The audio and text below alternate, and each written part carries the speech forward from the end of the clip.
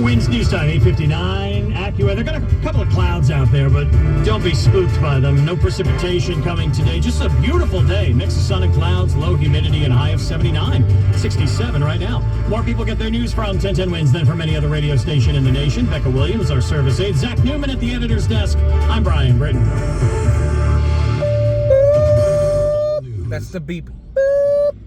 At the top of the hour. This is 1010 Winds at 92.3 FM, New York.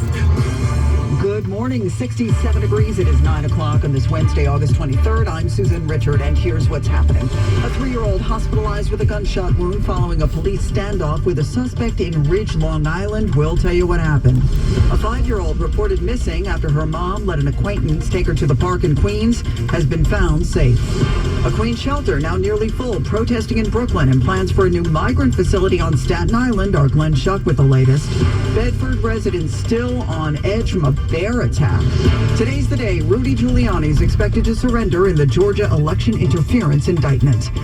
In sports, Mets lost, so did the Yankees. They're 9th in a row. Your AccuWeather forecast looking really good. Mostly sunny, low humidity today, and up to 79. Winds news time 9:01. Traffic and transit. Here's Karen Stewart. Both directions of the Brooklyn-Queens Expressway near Tillery Street are blocked for the cleanup of an early morning accident involving an overturned dump truck with scrap metal on the road and an overhead sign on the road, too. All lanes are closed. The BQE is just a misery this morning. Haven't seen states like this in years and years and years. We are jammed on the westbound side going back to around Northern Boulevard. We are jammed on the eastbound side from back on the inbound Gowanus at 86th Street and Tiger Heights, and it's causing a backup on the westbound LIE from Maurice Avenue to the BQE. Avoid the BQE right now. Make some phone calls and try to leave a little bit later when things are starting to reopen for us. Right now, all lanes are closed, and we are getting nowhere. Heading out into the FDR, while southbound at 71st, we got an unauthorized box truck. Somebody called on the 1010 Winds traffic tip line to let me know they were driving backwards to try to back off. That's dangerous. See what happens with that. Inbound George is 15 minutes. Inbound Lincoln is 25. Inbound Holland is 25 as we check what you need to know about the bridges and the tunnels. And we've got both directions of the B&D train still running with extensive delays. And the Harlem line of Metro North has delays of 15 minutes. We're sponsored by Amazon Hub Delivery. Visit Amazon.com/Hub Delivery. I'm Karen Stewart, 1010 Winds on 92.3 FM. Manhattan business owners, diversify your income and earn extra money for your business by partnering with Amazon Hub Delivery. You and your staff will deliver packages to customers in your neighborhood on a schedule that works for you. Sign up is easy. Visit Amazon.com/Hub Delivery. That's Amazon.com/Hub Delivery. A toddler lands in the hospital shot as police went to question a suspect in a murder probe in Ridge. There was a trail of blood on the sidewalk here at the Strathmore Ridge condo complex as the 3-year-old child was rushed outside being held by her father to get help after the little girl was shot. I turned around and my daughter was standing there with blood running from her. It happened at 8:30 last night. The girl had just had a bath. She was jumping on the couch when a bullet came through the wall from the unit next door. The child's father tells me. I didn't know what to do except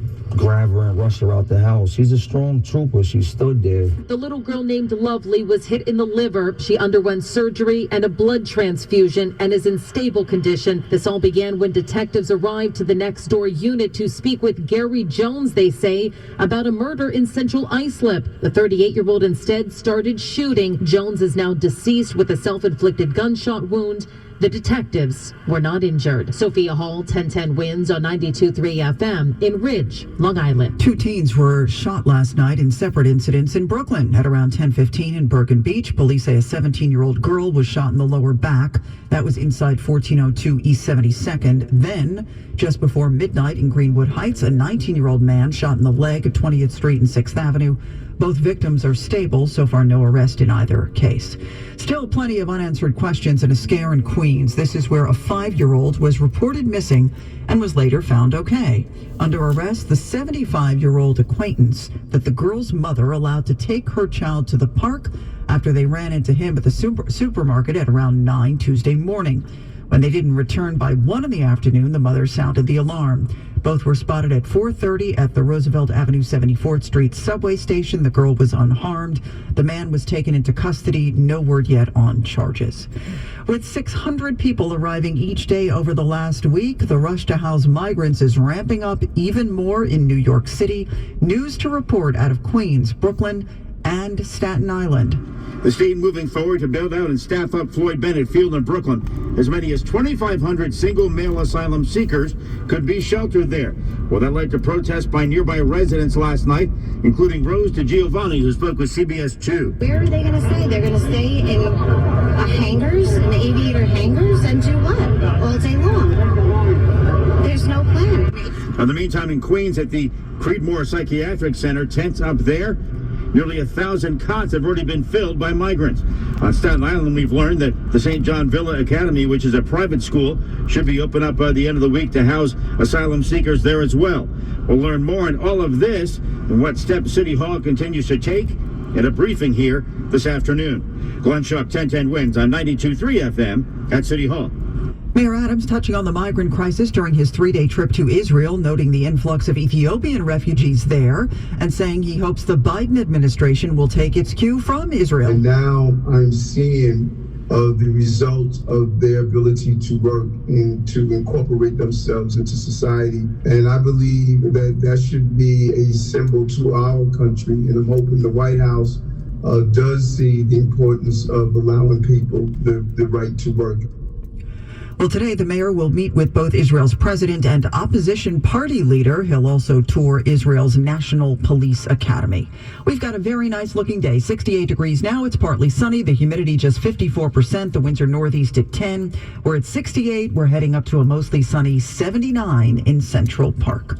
When's news time 9:06. This is it. The day our ex-mayor surrenders in Georgia. Multiple sources telling ABC News former prosecutor, mayor, and Trump lawyer Rudy Giuliani will surrender at Fulton County Jail a day before his old boss Donald Trump is expected to do the same on Thursday, both on multiple election interference charges. Giuliani's attorney will finalize his bail package before being booked. The former mayor, along with other Trump co-defendants, insist they were simply using their First Amendment rights to challenge the election. That's correspondent Andy Field. Trump lawyer John Eastman turned himself in yesterday. John Eastman's statements in Atlanta after being booked and processed as a criminal defendant is a preview of what Donald Trump may say on Thursday. He believed that the election was stolen and that everything he did before and after January 6th was protected under the Constitution. Moreover, Trump is likely to say that he was allowed to rely on the advice given by his attorney and that their conversations were protected as attorney-client privilege. That's CBS News legal analyst Thane Rosenbaum. Separately, the Justice Department says a witness in the classified documents case provided prosecutors with new information that helped to implicate Trump.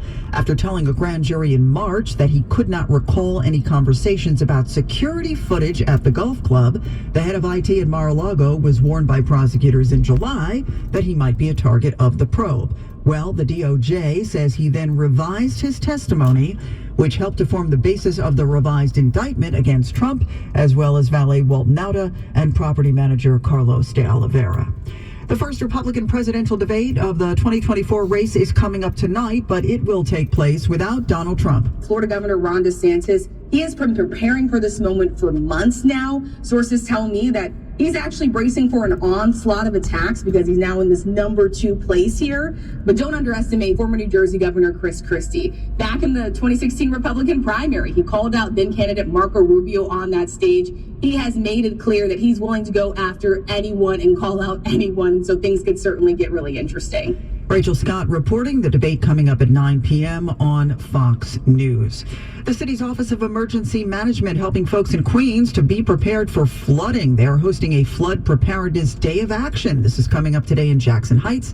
It's from 11 to 3 in Diversity Plaza. They're going to show you how to install flood barriers and flood alarms, which, by the way, they will be giving out while supplies last. Coming up, Hello, lover. the most bougie in the land will explain. Plus, we'll get traffic and transit, the craziness on the BQE this morning, the update on that, plus AccuWeather next on 10. All right, guys, thank you so much for joining me on this August 23, 2023 edition of Driving and the News.